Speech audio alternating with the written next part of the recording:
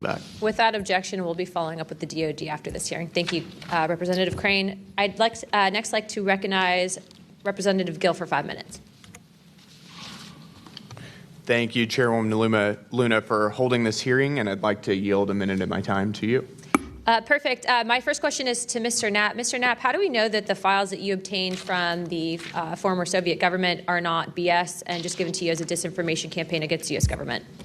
Yeah, it's a good question. So I shared some of them with the Senate Intelligence Committee when I first got back because that was requested by the Russians who shared some of that information with me. Secondly, I gave all of that material to the DIA through BASS, the OSAP program. Sorry for the acronyms. Can you name names real quick? Sorry.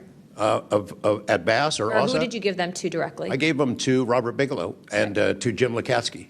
And they hired a whole team to go through them and retranslate them and analyze it, and they created a structure of how the UFO programs in the USSR and Russia were put together. They said they were real. The other person who said they were real is David Grush. Noted. Thank you. Representative Gill. Yep. And thank you. I'd like to yield the remainder of my time to Eric Burleson. Thank you, Representative Gill. Mr. Wiggins, Chief Wiggins, in your view, what mechanisms, such as internal protocols, witness debriefings, or cross-agency documentation, should be better established in order to ensure that such a credible sighting, like the one that you have given, are preserved and made available to oversight bodies like this? Thank you, sir. As an active duty Navy member, our mission is to carry out the ship's mission or the command's mission. And we, on a general basis, don't have knowledge of what to do when we see things like this. We just don't. We're there to do our mission and do what's told of us, right? So I think what would be important is giving active duty members a clear way of being able to report things like this to where it gets to this point, and ensuring that we have a standard level of understanding that there wouldn't be any level of reprisal or anything happening, because I've been in the Navy for almost 24 years, but what about the sailors that have been in for 2 years that experience things like this? They're not going to have the knowledge, or they'll probably be a little bit more fearful to speak up, being it that their career is just starting. Yeah, I want to commend you. You're the first witness to come forward that is currently serving, and it's recognized. And so I thank you.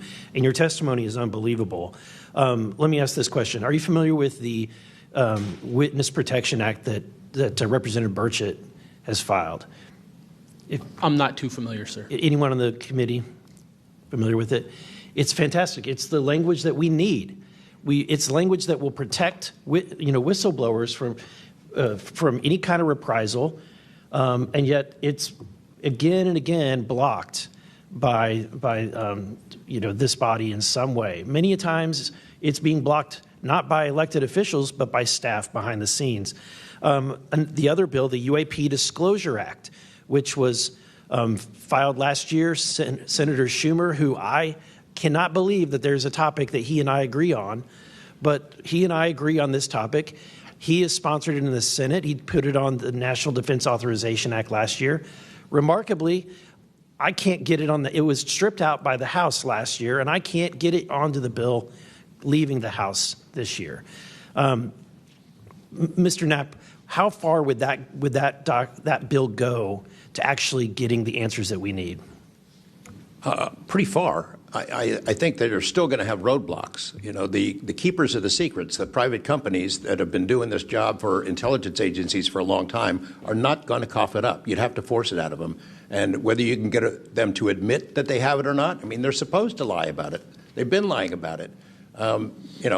More power to you. I hope it works. I hope it passes this time.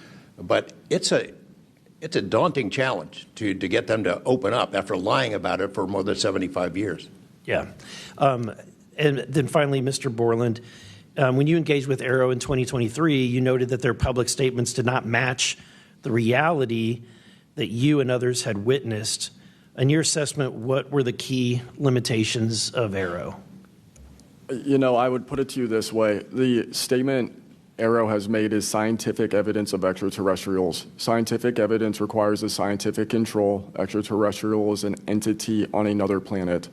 The only way to scientifically prove extraterrestrial is we have to go to that planet, acquire technology, bring it back, and compare it to what we have here. So you're saying they won't let anything out because, or they won't come forward unless they confirm that unless they go to the planet and confirm where its origin is. That would be scientific evidence, yes. And by that statement, Arrow found no scientific evidence of extraterrestrials is basically, I don't want to call it a psyop, but a misrepresentation because we do have things.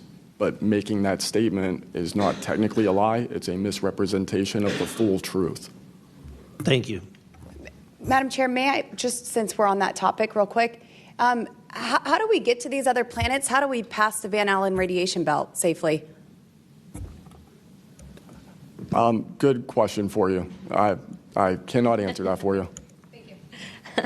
I would now like to recognize Mr. Perry for 5 minutes. Thanks, Madam Chair.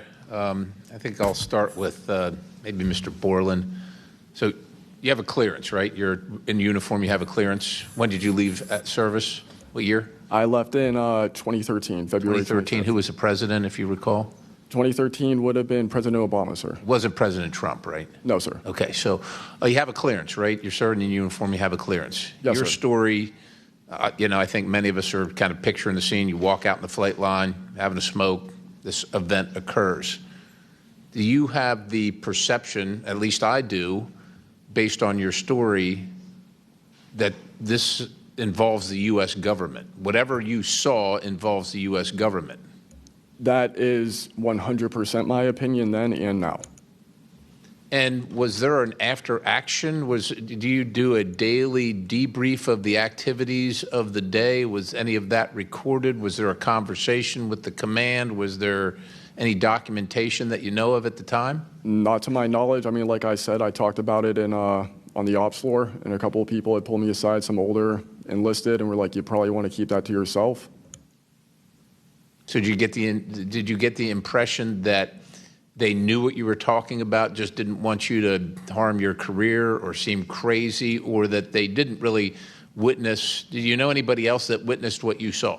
Again, not that night. Like I said, the only people that would have been out there would have been security forces, and then those of us that were doing ops. Security forces in uniform or contract? Probably both. Did you talk to them? Did anybody talk to them in an after action? Not to my knowledge, sir. Was there any interest in the command to determine and verify what you saw? Not to my knowledge, sir. It's unfortunate. Chief Wiggins, thank you for your service. Gentlemen, thanks all of you for your courage to be here. Your story's a little bit different. Sounds like it, well, for both of you guys, and also Mr. Nusatelli, if this were sanctioned by the U.S. government, even though you have a clearance, but it's classified above the clearance level, do you see any reason why they would allow you access, being present, viewing it, hearing it, being around it? Like, what is this, an accident? Like, does the U.S. government make these kind of accidents? They make accidents, mistakes like this? Like, we're doing this test of this new system, and we forgot these guys were standing here. Does that sound like something that the U.S. government would do? No, sir. Some of the launches we were doing were like $5 billion projects that had taken like 10 years to develop the technology. And these objects were coming right up to the launch pad. So any kind of mistake, I mean, it could cause a catastrophe. Right. So it's very confusing why these objects would be operating in and around our bases or during training exercises. So it would lend you to believe that the U.S. government had nothing to do with whatever it is you saw. Correct. They wouldn't want it there because it would potentially interrupt the proceedings at the time. Was there an after action? Was there a discussion by your command? Was there an investigation? It's pretty significant activities that you were involved in. Was there an investigation that you know of? We conducted investigations in real time. Right. And we document all the evidence. But as far as anything from higher up, I don't know if there was an investigation done. No information came down on what we should Were do you to ever mitigate interviewed at someone else's request? about that incident? Yeah, about the incident. I don't believe so. Do you think you find that odd? If something happens, you're around multi-million, maybe billion-dollar operations and launches of national security interests, very sensitive. There's an anomaly in the operation. The only person witnessed it, saw a UAP at Vandenberg at that time frame, that was interviewed was the one that witnessed the thing land. Why wouldn't? Well, I don't know why I'm asking you, but it seems to me that we would want to interview everybody associated, even not associated, to find out if they were associated. Chief Wiggins, how about you? Was there an investigation? Was there an after action? Was there documentation on the incident that you were privy to? No, sir, not that I know of. And in my previous experience as an operations specialist, all operations that I've been a part of have been deliberate. So yeah. They're And deliberate operations, after the operations, you conduct an after-action review, or that's what the Army calls it. I don't know what I imagine the Navy has something similar to determine your weaknesses, your successes. Do you do that in regard to this incident? No, sir. The Navy calls it after-action reports, and not to my knowledge was there an after-action report of this incident, sir. It's unfortunate. Thank you, Chair. I yield. I now recognize Mr. Biggs for 5 minutes. Thank you, Madam Chair. Thank you to the witnesses for being here today. I'll tell you that today's testimony should alarm every American, no matter their views on UAPs. This isn't simply about UAPs. It's about government integrity, responsible use of taxpayer funds, and Congress's constitutional duty to oversee the executive branch. We've heard evidence of critical information hidden in special access programs, off limits to virtually every elected representative, and certainly to the public. Credible witnesses report retaliation for speaking out. These are clear attempts to silence those who are exposing the truth. We must protect the whistleblowers. And decades of government disinformation have eviscerated public trust. So this isn't a partisan matter. It's a constitutional matter. And when you talk about the VAs, Ms. Spielberger, and all the problems that they had, the hub of that was Phoenix. And they went after the whistleblowers there. And that was under the Obama administration. So it doesn't matter which administration, which party, both parties have got to come clean, particularly on this. So if the government thinks it can hide the truth and punish those who speak out, Congress has to keep pushing until the facts, whatever they are, wherever they lead, come to light. I'm going to go to you, Mr. Knapp, first. You've interviewed numerous UAP whistleblowers over the years. The question is, how do you verify their claims before deciding they're credible enough to report on? It's a combination of factors. First, you check their credentials. Did they really serve where they said they did, and did they work where they said they did? Are there any other witnesses? Is there visual proof, film, footage, things of that sort? You ask the people around them that know them, that used to work with them, if they're credible people. That's one way. You know, I think about Arrow, the organization that this body created to deal with witnesses and whistleblowers. I hope I'm not taking too much of your time here, but they invited people to come forward, service members who saw things and had experiences. And I can tell you that the people that I have talked to who went through that are deeply disappointed. There was a guy named Bob Jacobs who was a lieutenant attached to Vandenberg in 1964. His unit would record missile tests. They recorded all of them. On one of these particular tests, a UFO comes out of nowhere, zaps what looks like a laser beam at what would have been a nuclear dummy, a nuclear weapon, and disabled it. And he is called into the commander's office. Two guys in suits clip that film footage out that shows the UFO, and he's ordered to never talk about it. He comes forward to Arrow. He heeds the call, thinking he's doing his duty as an American to tell that story, and they completely dismissed him. They made up a story that they had tracked down the original footage, and there was nothing like that in it. Well, there was no original footage. It had been taken away the day the footage was recorded. He's deeply disappointed. People like Bob Salas, who had worked at a nuclear ICBM base, who saw UFOs flying over the base, and these missile silos were taken down. He went to Arrow, too, and was completely disregarded. It almost looks like Arrow operated as a counterintelligence operation to get people to come in, tell their stories, and then discredit all of them. I can't imagine that any whistleblower or witness will ever go to Arrow again because of what happened under the first director, who's now long gone.